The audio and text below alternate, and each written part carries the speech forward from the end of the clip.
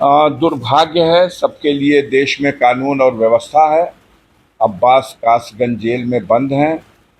उनकी कई दो तीन चार मुकदमा तो मऊ में चुनाव के दौरान उनके खिलाफ लिख दिया गया आचार संहिता उल्लंघन का।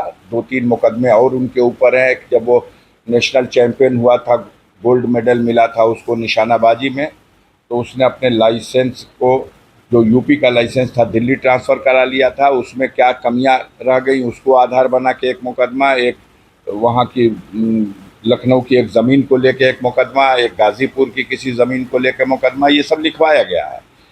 ज़्यादातर मामलों में उसकी जमानत हो गई है। 2 मामले ऐसे रह गए हैं जिसमें अभी एप्लीकेशन उसकी हाई कोर्ट में पेंडिंग है।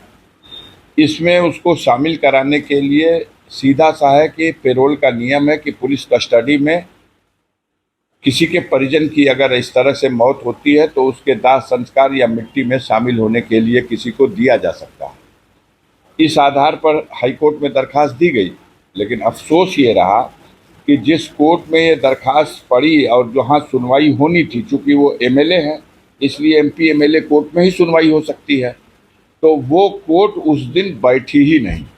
सुबह में बताया गया कि लंच में बैठेंगे, लंच में बताया गया कि आज जज साहब बैठेंगे ही नहीं। तो जब बैठेंगे नहीं तो डिसाइड नहीं हुआ, और जब डिसाइड नहीं होगा, आदेश नहीं होगा, तो जेल से निकल के आएंगे कैसे?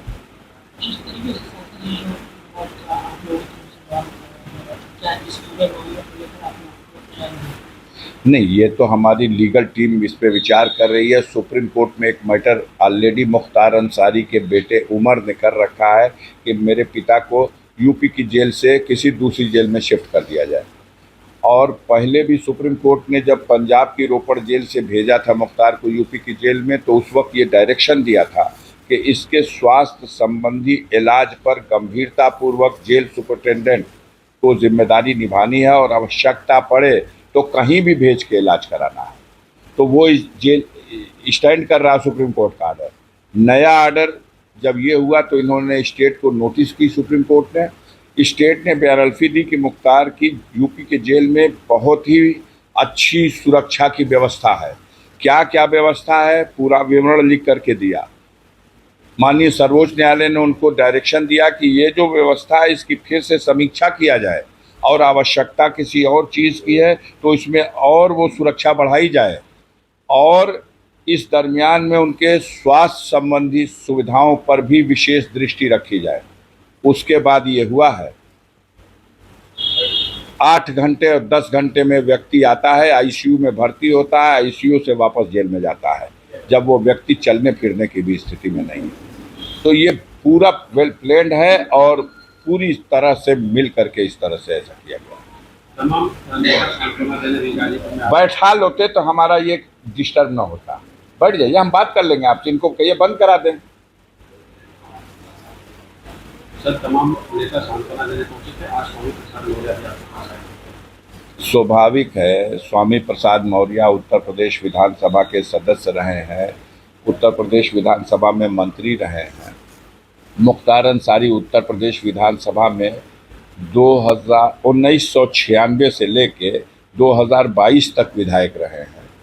25 सालों तक वो लाखों जनता का प्रतिनिधित्व करते रहे हैं। तो उनके एक सदन के सदस्य इतनी लंबी अवधि तक, बहुत दिनों तक उसी पार्टी में जिसमें स्वामी प्रसाद मौर्य थे उसी में मुख्तार अंसारी भी रहे हैं। तो एक ऐसी दुखद घटना है, आम लोग विचलित हैं, और उसी कड़ी में स्वामी प्रसाद मौर्य भी अपनी संवेदना व्यक्त करने के लिए आए थे।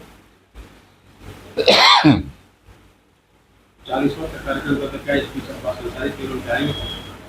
देखिए, कोशिश की जाएगी, अभी से कुछ नहीं कर सकते। हम 40 दिन का इंतज़ार नहीं करेंगे। हम तो चाहेंगे कि हफ्ते 2 हफ्ते के अंदर हम रेगुलर ज़मानत पर भी